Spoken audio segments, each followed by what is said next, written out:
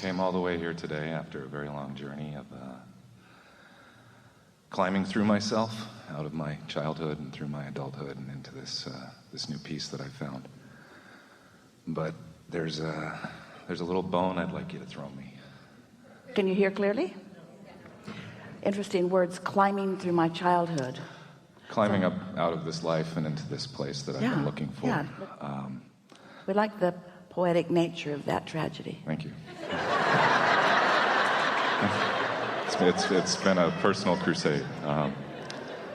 You've been elemental to the changes that I put forth, and I'd like to take that last step, and I'd like to finish getting out of the way of myself. Well, here's the thing. We're really eager to visit with you, and you'll feel movement for sure. And we don't want this to disappoint you, but there's no last step. That's what I was kind of hoping you were going to say. And you really don't want there to ever be a last step, because calibration is so much fun. That's the satisfaction of life, to reach for something that isn't, and then feel it into being, and then witness the cooperation of the universe confirming your alignment. Oh, that's why you keep coming back. You want more of that. Yeah. I still have fear that I know who I am. I have fear that the things that I've attracted to me are true and correct. I still have fear that holds me back from giving myself fully to what's ahead of me. Well, good. So we can feel the intentionality that you offered that statement to us, and we want to address it with equal power. Fear is guidance, and fear every single time is saying your inner being disagrees with you. So what you just said is, I have strong beliefs about myself that my inner being disagrees with. That's what you just said. Who do you think we're going to side with? Who do you think we think is right? Well, I think in the end we're talking to the same person. So when you feel fear, it's those things you've picked up along your physical trail that seemed real, that you didn't want to be real, that you don't want to be real, that keep being real. And it's hard to deny what manifests. But you got to understand that the thing that prevents you from moving to who you really are and what you really want is looking at what is. What is the enemy of more. Your memory is really hard on future. And so those like you who like to think, who like to ponder, who like to consider, who like to evaluate, who just can't stop it, you make it harder on yourself than it needs to be. But that same trait of focusing, which is the creative tool, the focus is the creative tool. So it will serve you or not serve you, but it's the same tool. It's like you can build a house with a hammer, you can tear a house down with a hammer. Same tool. Not the best analogy, but actually it's a terrible analogy. Never use it again. But you get the point. And so, no more excuses. Well, what is an excuse anyway? So far it's been a reason not to move forward. But you see, just because you're articulating a vibrational propensity with words, we want to get right to the heart of something. We want to say, let's coin a new word together, a new phrase together, vibrational excuse. It's a vibrational excuse. Because you've got vibrational excuses whether you say them out loud or not. How many times are you in a situation where you really want to say something but you hold back? That's a new skill I've learned. For politeness, it's not a skill, it's a curse. Because it's a lie. And because it confuses things. And because it makes you believe in words instead of in vibration. A vibrational excuse is just a vibration that contradicts desire. A vibrational excuse isn't an excuse, a rather clearly formed ball of resistance. I've gathered this up and I use it anytime I need it to explain why what I really want hasn't come about yet. It's just a habit of thought. So just diffuse it. A belief is just a thought I continue to think. But be nice to yourself when you say that. A belief is just a thought that the law of attraction continues to bring to me, because the law of attraction, bugger that it is responding to my vibration. In other words, law of attraction is the reason that beliefs continue to be perpetuated. So you have to start at some general place where it's easier to let go of the pieces that don't fit. Do you know a specific excuse is much more problematic than a general one? Because a general excuse is younger, it's newer, it doesn't have the momentum. So the difference between specific and general, let's start it the other way. The difference between general and specific is that the more specific you are, the more momentum there is, because it took more attention to cause the specifics and the momentum. Does that make sense? So you can reverse that. If you've got something that's not working for you, you can begin to generalize it. You can begin to diffuse it. You usually can't let go of it altogether because of the momentum of it and because law of attraction's got hold of it. So you want to talk specifically about an excuse that you would like to let go of, and we can play with it together, or do you want to just do it on your own? My excuse is that I want to hold on to some last vestiges of ego. I feel that Oh, we want you to too. We want you to too, because your ego is so misunderstood. well, I mean the negative parts, the parts that want that still want validation outside of me instead of coming from within. But here's the thing, this is why this is tricky. Is it wrong for you to want to thrive? I feel like I've been taught that. But is it wrong for you to want to thrive? No.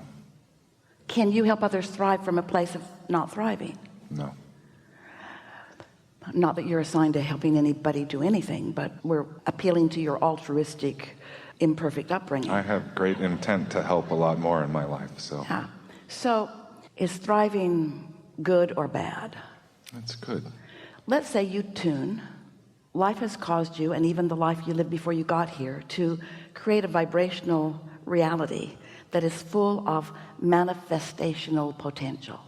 And your inner being is there in the midst of that, focused only upon that and attracting on your behalf to that. That's your calling. That's your inner being rooting for your thriving in every aspect. And when you deny it, because someone who wasn't thriving didn't understand what thriving really is, and so they made excuses about the benefits of not thriving, and you bought into that. Have you ever met somebody impoverished and not thriving who helped anybody do anything other than complain? So here's your inner being over here, thriving and thriving on your behalf, having gathered all the cooperative components to you, and you denying, you don't let yourself go there because everybody else hasn't already gone to their point of thriving. I'm still imitating the people that came before me. Almost everybody does, but not all of them. Masters have found a way around that resistance. Thrivers have found a way around that resistance. Joyful people have found a way around that resistance. But what is required is you have to let go of what others think, because they don't know. They couldn't possibly understand your point of attraction. They are evaluating your point of attraction through their point of attraction. Esther bought a new house. It cost a lot of money. Much of the world would be critical of her living in a house that costs that much money. So she doesn't invite them to live with her.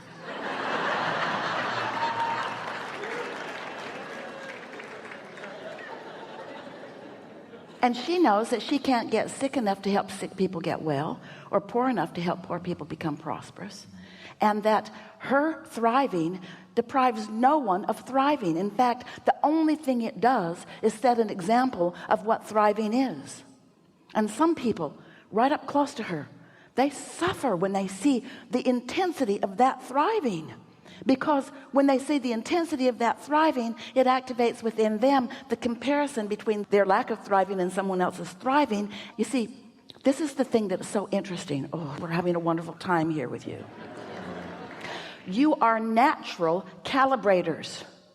That's what you do. You seek harmony and harmonics all the time. You just got to decide what you want to harmonize with. Do you want to harmonize with the best of you or the pinched off version of you? Do you want to harmonize with thriving or suffering? Do you want to harmonize with wellness or sickness? Do you want to harmonize with clarity or confusion? Because it's your choice all day, every day. And most humans would say they're wrong about this. They're wrong about this for about 5 reasons that we'll tell you in a minute. They're wrong about this because most people tend to harmonize with lack of thriving because it's altruistic. They think it is more spiritual. It's not either one of those. They think that it's better for humanity. It really isn't. But they do it because they care what others think, and they meet up with more people that harmonize with them over complaining about what's wrong than who harmonize with them over basking in what is going well. Now, what's wrong with all of that, when we say most people, is that there is so much more thriving and so much more well-being out there in the world. Just the fact that your sun comes up every morning puts your thriving into a category that clearly wipes out every single thing that you think is going wrong today. Your news outlets go all around the world looking for trouble spots and pinpointing them and highlighting them and amplifying them, and then bring them into your living rooms as if they are anything but that much of a blip in the scheme of things. If the true lack of thriving were indicated on your television screen as you're watching some news report, or as you're watching television, let's say you're watching television all day long, you never turn it off, you're just watching it, and at some point during the day there's a zzz, like a zzz. What was that? Well, that was a representation of all the not well-being on the planet today, zzz, in comparison with the other 24 hours of perfect broadcasting of beautiful things, you see. And so you are like most people. You have let conscientious, well-meaning people that are trying to evaluate what's up with life based upon their observation of manifestations only, who have made every decision about their future based upon what is, so that their future ekes out minuscule improvements, because what is so rampant in their vibration that they can barely let it go. So every day is a new day, different faces, different places, just the same old stuff, because you keep observing what is instead of letting what is be the bouncing off place for who you really are and what you really want.